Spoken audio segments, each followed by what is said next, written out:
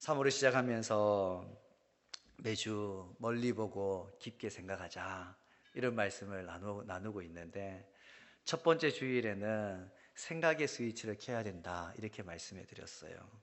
왜냐하면 바쁘고 안 바쁘고를 떠나가지고 악한 영들이 우리에게 생각할 틈을 주지 않더라는 거예요. 오늘 하루 나는 말씀대로 믿고 또 그 믿음대로 내가 살았나, 이것을 생각하지 않으면 말씀 따로 믿음 따로 삶 따로 살아갈 수밖에 없기 때문에 좀 우리가 함께 말씀 보고 생각하자 이런 말씀을 드렸어요. 두 번째 주일에는 기도하는 자리에 우리를 기다리시는 예수님께 나아가야 된다 이런 말씀 드렸거든요. 왜냐하면 기도하지 않으면요 세상이 시키는 대로 살아가더라는 거예요. 세상이 시키는 대로 살아간다. 여러분, 누구도 예외 없이 세상을 시키는 대로, 세상이 시키는 대로 살아가면요 악의 도구로 쓰임 받을 수밖에 없다라는 거죠. 악한 이 세상에서 손으로 악을 이길 수 있는 방법, 그게 뭐냐면 날마다 예수님 앞에 나아가는 수밖에 없다. 이걸 지난주에 말씀해 드렸어요. 오늘 세 번째 주일이지 않습니까? 믿음은 띠어리가 아닌 러브 스토리다, 이런 이제 제목이에요. 오늘 말씀의 제목을 한번 따라해 보시기 바랍니다. 믿음은 띠어리가 아닌 러브 스토리다. 이 이야기, 이 말씀의 제목은 20세기 초반에 기독교 작가로서 또 기독교 번증가로 활동했던 G.K. 체스터턴이라는 그분이 자신이 그 자서전에서 쓴 그 이제 문구를 제가 좀 이제 바꿔서 쓴 건데요. 그분이 자서전에 이런 이야기를 해요. Let your religion be less of a theory and more of a love affair. 이런 얘기를 하거든요. 당신의 그 신앙, 이 종교라는 것이 이론이 되기보다, 이론은 좀 덜 하라는 거예요. Less of a theory, 이론은 좀 덜 하라는 거지 않습니까? 그리고 and more of a love affair, 열정적인 그 사랑을 더하라는 뜻이거든요. 예수님 믿고 따른다는 우리가 매일의 삶 가운데 쌓아가야 될 것이 뭐냐면 theory, 이게 신학적인 이론이 아니라는 거예요. 매일 우리가 쌓아가야 되는 것은요 love affair, 연애하듯이 열정적인 그 사랑의 이야기를 우리의 삶 가운데 쌓아가야 된다. 이게 G.K. 체스터턴이 했던 이야기거든요. 여기서 제가 신앙은, 믿음이라는 것은 이론이 아니라 사랑 이야기다, 이걸 제가 오늘 이렇게 말씀의 제목을 잡은 거거든요. 한 율법학자가 예수님께 찾아와서 이렇게 묻습니다. 선생님, 율법 중에 어느 계명이 가장 큽니까? 이렇게 율법학자가 예수님께 물으니까 예수님께서 그 율법학자에게 뭐라고 대답했냐? 여러분, 이게 다 너무 잘 알고 있거든요. 마태복음 22장 37절과 그 40절 말씀 보면요, 첫 번째 계명이 뭡니까? 마음을 다하고 목숨을 다하고 뜻을 다하여서 주 너의 하나님을 사랑하라. 이게 첫 번째라는 거예요. 두 번째가 뭡니까? 이웃을 내 자신과 같이 사랑하라. 어느 율법이 가장 큽니까? 무엇이 기독교의 핵심입니까? 무엇이 율법의 완성입니까? 그렇게 묻는 그 율법학자에게 예수님께서 하셨던 그 대답이 두 가지였는데 이거라는 거예요. 늘 들었던 여러 말씀이지 않습니까? 이론적으로는 다 알고 있는 말씀이에요. 그런데 우리의 삶이 어떤가라는 거죠. 우리의 삶. 하나님을 사랑하는 데 있어서 마음 다해 본 적이 있는가? 하나님 사랑하는 데 있어가지고 내가 목숨 다해 본 적이 있냐라는 거예요. 두 번째는 이웃을 사랑하는데 정말 나 자신처럼 내 몸과 같이 그렇게 사랑해 본 적이 있냐라는 거죠. 사랑하는 성도 여러분, 우리에게 필요한 것은 잘 정리된 신학적 이론이 아니라는 거예요. 목숨을 다해서 하나님을 사랑한 이야기, 내 몸과 같이 이웃을 사랑한 이야기, 그 이야기를 우리의 삶 가운데 차곡차곡 쌓아가는, 여러분, 이것이 믿음이라는 거. 여러분, 종교 생활하는 것이 아니라 정말 믿음으로 이 땅을 살아가는 것이 바로 이런 것이라는 사실을 여러분 기억하시기 바랍니다. 그래서 믿음이라는 것은 이론이 아닌 사랑 이야기라는 거예요. 멀리 보지 않으면 여러분 보이지 않는 거예요. 이게 깊게 생각하지 않으면요 깨달을 수도 없고 이런 삶을 살아가는 것도 불가능하더라는 거예요. 여러분, 이 체스터턴, 이분에 대해서 여러분 잘 모르실 거예요. 많이 들어보지 못했을 거예요. 왜냐하면 지금 우리가 잘 알고 있는 C.S. 루이스, 이런 기독교 변증가들, 그 앞 세대의 사람이거든요. 그는 자신의 어린 시절을 돌아보면 이런 이야기를 해요. 12살에 나는 교회 안에서 이방인이었으며 15살에 나는 철저한 불가지론자였다라는 거예요. 자신의 어린 시절을 보면서 교회는 다녔지만, 교회 안에 있었지만 그는 철저하게 교회 안에서 이방인으로 있었다라는 거예요. 다시 말해서 교회는 다녔지만 믿음이 없었다라는 거거든요. 그리고 15살이 되었을 때 그는 스스로 불가지론자가 되었다, 이런 이야기를 해요. 여러분, 무신론자 무슨 뜻인지 다 잘 알지 않습니까? 여러분, 무신론자들은요 하나님이 없다, 이런 믿음을 가진 사람을 우리 무신론자라고 해요. 그럼 불가지론자는 어떤 사람일까? 하나님이 존재한다, 존재하지 않는다, 이것 자체를 우리가 알 수 없다, 이런 믿음을 가진 사람들이 바로 불가지론자들이거든요. 이 체스터턴이 젊은 시절에 그가 푹 빠져 있었던, 늘 고민했던 것이 뭐냐면은 창조인가 진화인가, 비관인가 낙관인가, 전통이 맞나 혁신이 맞나, 보수인가 진보인가, 어느 것이 더 진리인가를 고민하면서 반기독교적인 모더니즘 사상에 젊은 시절에 푹 빠져 있었다는 거예요. 그러던 어느 날 그는 자신이 그토록 초라하게 생각했던 그 성경 안에서, 하나님 말씀 안에서 창조와 진화, 비관과 낙관, 전통과 혁신, 그리고 이 보수와 이 진보를, 그 모든 사상을 다 아우르시는 예수님을 만나게 된 거예요. 하나님 말씀 안에서 그 모든 것을, 온 세상을 다 아우르시는 예수님 만난 거죠. 그리고 예수님 안에서 하나 된 세상을 바라보면서 그는 이런 고백을 하거든요. 그럼 다음 고백 한번 보도록 하겠습니다. 제가 읽어드릴게요. 기독교 신앙은 인간을 가장 인간답게, 현실을 가장 현실답게, 인간의 삶과 이 세상을 가장 합리적으로 보는 삶의 체계이다라는 거예요. 여러분, 하나님 말씀 안에서 예수님을 만나고 나니까 세상이 다르게 보이는 거예요. 하나님은 있다고도 할 수 없고 없다고도 할 수 없어, 그건 우리가 알 수 없어, 불가지론자로 살았던 그 젊은 청년이 말씀 안에서 예수님 만나고 나니까는 인간을 가장 인간답게 보는 것, 현실을 가장 현실답게 볼 수 있는 방법이 인간의 삶과 이 세상을 가장 합리적으로 볼 수 있는 그 삶의 체계가 예수님 안에 있다는 것을 깨닫게 된 거예요.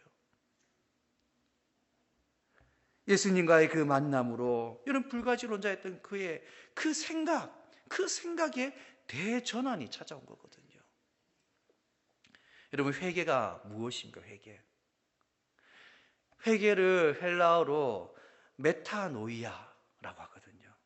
회개하라, 천국이 가까웠다, 예수님 말씀하실 때 그 회개라는 이 단어가 헬라어로 메타노이아예요. 이 메타라는 뜻은 변환, 전환, 이런 뜻이거든요. 노이아, 이 뜻은 마음, 사고방식, 이거예요. 결국 회개라는 것은 생각의 대전환을 의미하는 거예요. 생각의 대전환. 생각과 가치가, 그리고 삶의 방향 전체가 바뀌는 것이 여러분 회개라는 거예요. 회개. 사도행전 2장에 보면은 오순절 성령 강림 사건 가운데 여러분 그 후에 베드로가 하나님 말씀을 전하는데, 그날 하나님 말씀을 듣고 3,000명이 회개하고 세례받는 사건이 일어나지 않습니까? 회개하고 세례를 받기 전에 사람들이 사도들에게, 또 베드로에게 찾아와서 이렇게 이야기합니다. 사도행전 2장 37절 말씀, 우리 같이 함께 보도록 하겠습니다. 그들이 이 말을 듣고 마음에 찔려 베드로와 다른 사도들에게 물어 이르되, 형제들아, 우리가 어찌할꼬 하거늘. 아멘. 형제들아, 우리가 어찌할꼬, 이렇게 외쳤던 사람들, 이렇게 고백했던 사람들이 누구냐라는 거예요. 이들이 예수님을 십자가에 못 박으라고 외쳤던 사람들이에요. 이들 중에는 예수님의 그 죽음에 직접적으로 가담했던 사람들도 있었을 거예요.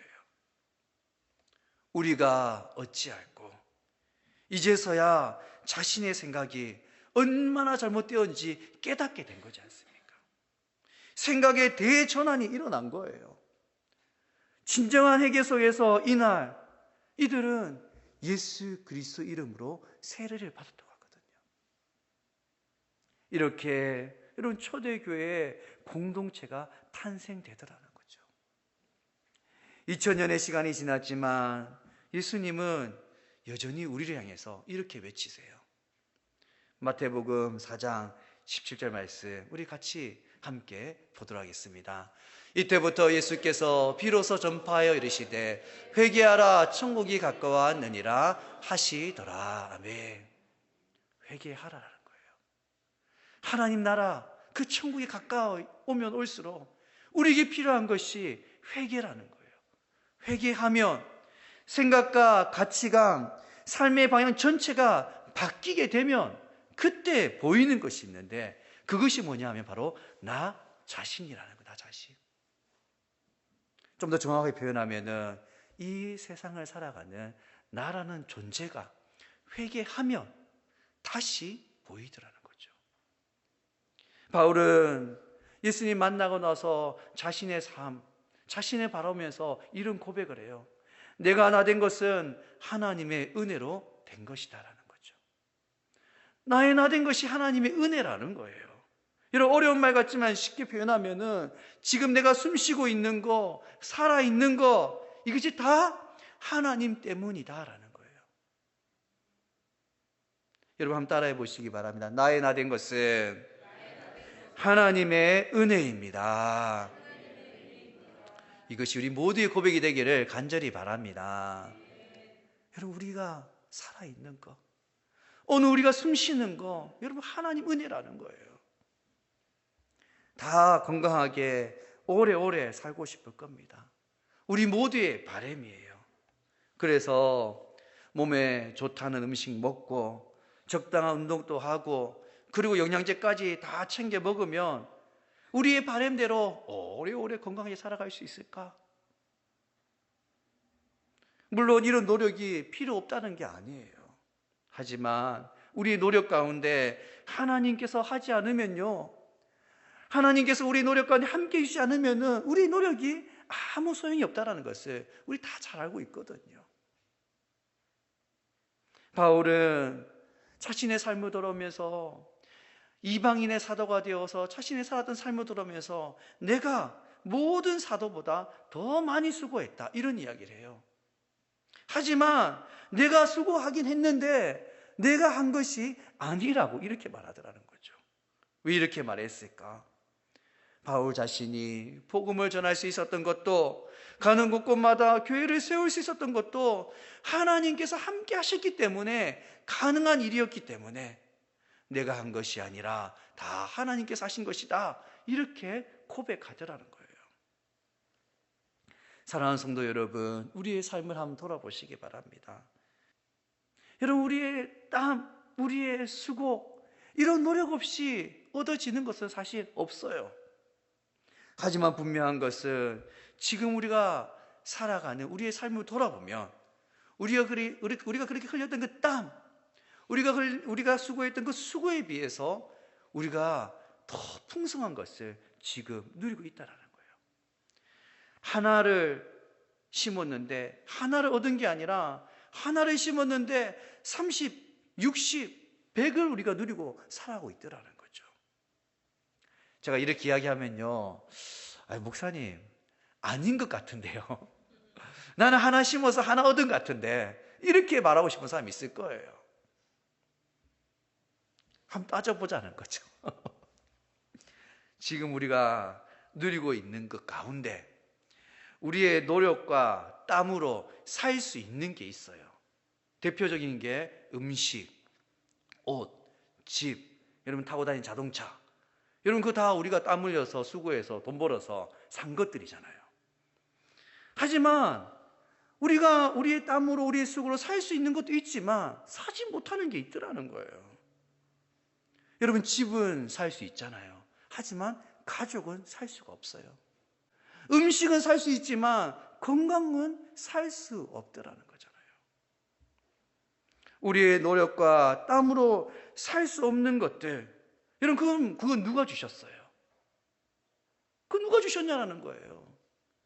하나님께서 우리에게 주셨다는 사실을 여러분 믿으시기 바랍니다.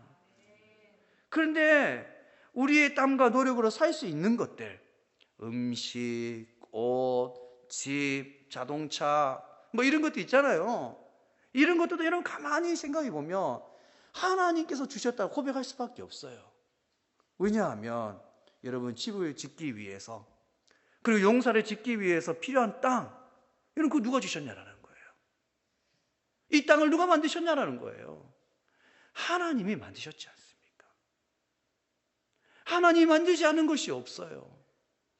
그래서 우리가 수고하고 땀 흘린 것에 비해서 우리는 모두 더 많은 것을 지금 이 땅에서 누리고 있다라는 거예요. 예수님 안에서 나를 바라보면, 그리고 이 세상을 바라보면 더 분명해지는 것이 하나 있습니다. 그것이 무엇이냐면 바로 우리의 삶 가운데 그 어느 것 하나 당연하게 주어진 것이 없다라는 사실이에요. 사랑하는 성도 여러분, 지금 우리가 누리는 그 모든 것 가운데 하나님의 그 선한 손길이 미치지 않는 것이 없다는 사실을 여러분 믿으시기 바랍니다. 하나님의 그 선한 손길이 우리의 삶 구석구석에 미쳐 있다라는 것. 저 하늘에 별들이, 여러분 온 땅이 우리에게 말해주는 것이 있습니다. 온 우주가 우리에게 말해주는 것이 있어요. 그게 뭐냐 하면은 저 하늘의 별과 달, 산과 바다, 그리고 그 속에 있는 새와 물고기, 각종 식물들과 동물들, 이런 그것이 다 하나님께로부터 왔다라는 사실이에요. 그리고 그 속에서 우리는 무엇을 보게 되냐면요, 하나님의 사랑을 보게 되더라는 거예요. 천지 만물 속에, 온 우주 속에 하나님의 사랑을 보게 되더라는 거죠. 여러분 우리가 이것을 알게 되어지면 왜 우리가 이 땅에서 염려하며 살아갈까요? 왜 우리가 그럼에도 불구하고 매일 살아가면서 무엇을 먹을까, 무엇을 마실까, 무엇을 입을까, 이거 염려하며 살아가냐면요, 그 이유는 바로 내가 하려고 하기 때문이에요. 내 생각대로, 내 경험대로 하려고 하니까 열심히 노력한 것 같은데 얻는 게 없더라는 거예요. 내가 열심히 한 것 같은데 내 뜻대로 되지 않더라는 거죠. 하나님께서 이런 우리의 모습을 보시면서 안타까워하시면서 오늘 빌립보서 4장 6절에 이렇게 말씀하시지 않습니까? 우리 같이 함께 해보도록 하겠습니다. 아무것도 염려하지 말고 다만 모든 일에 기도와 간구로 너희 구할 것을 감사함으로 하나님께 아뢰라. 아멘. 염려하지 말고 무엇하러 갑니까? 기도하라는 거예요. 여러분 기도한다는 게 뭘까? 기도한다? 하나님께 맡긴다는 거지 않습니까? 괜히 염려하지 말고 걱정하지 말고 맡길 거 맡기라는 거예요. 마치 아버지가 아들에게 힘든 일이 있어? 그럼 언제든지 아빠한테 이야기해. 이런 것과 똑같은 거예요. 친정어머니가 시집간 딸에게 힘들거나 모르는 것이 있어? 언제든지 연락해. 엄마가 도와줄게. 이렇게 말한 것도 같은 거죠. 사랑하는 성도 여러분, 믿음은 이론이 아니라 사랑 이야기예요. 아들이 아버지를 찾는 것처럼, 시집간 딸이 엄마를 찾는 것처럼 힘들 때, 그리고 도움이 필요할 때 하나님을 찾는 것, 이런 그것이 우리의 믿음이란 사실, 그것이 사랑의 표현이란 사실, 이런 것을 기억하시기 바랍니다. 매일매일 우리는 기도하는 거예요. 하나님께 맡겨드리는 거죠. 여러분, 아무리 가까운 사이도 이런 부탁하는 게 쉽지 않거든요. 한 번 부탁할 수 있어요. 두 번, 세 번까지 부탁할 수 있어요. 하지만 더 이렇게 세 번, 네 번 부탁하기 쉽지 않더라는 거죠. 그런데 하나님은 우리에게 모든 일을 감사함으로 아뢰라고 말씀하시거든요. 이 표현 하나하나가 여러분 다 하나님의 그 사랑의 표현이고 우리 향한 배려지 않습니까? 어려워하지 말라라는 거예요. 감사함으로 모든 일을 그냥 말하라는 거죠.